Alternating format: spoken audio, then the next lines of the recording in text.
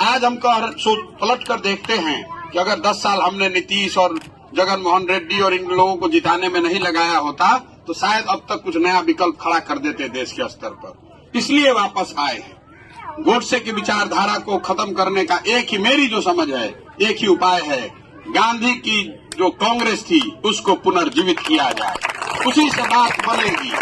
बिना गांधी के कांग्रेस को पुनर्जीवित किए हुए गोडसे को नहीं हराया जा सकता है।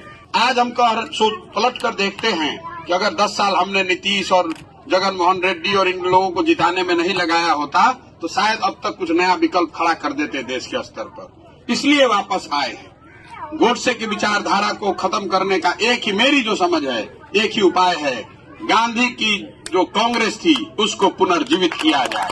उसी से बात बनेगी। बिना गांधी के कांग्रेस को पुनर्जीवित किए हुए गोडसे को नहीं हराया जा सकता है।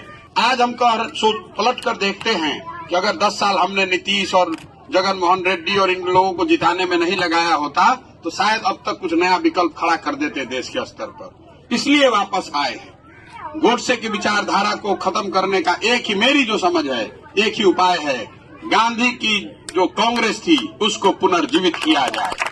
उसी से बात बनेगी। बिना गांधी के कांग्रेस को पुनर्जीवित किए हुए गोडसे को नहीं हराया जा सकता है।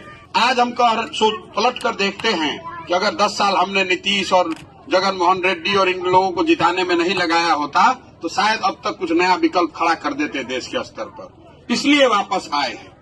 गोडसे की विचारधारा को खत्म करने का एक ही, मेरी जो समझ है, एक ही उपाय है, गांधी की जो कांग्रेस थी उसको पुनर्जीवित किया जाए।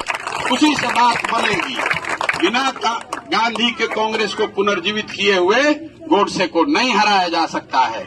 आज हम पलट कर देखते हैं कि अगर 10 साल हमने नीतीश और जगन मोहन रेड्डी और इन लोगों को जिताने में नहीं लगाया होता तो शायद अब तक कुछ नया विकल्प खड़ा कर देते देश के स्तर पर। इसलिए वापस आए हैं। गोडसे की विचारधारा को खत्म करने का एक ही, मेरी जो समझ है, एक ही उपाय है, गांधी की जो कांग्रेस थी उसको पुनर्जीवित किया जाए। उसी से बात बनेगी।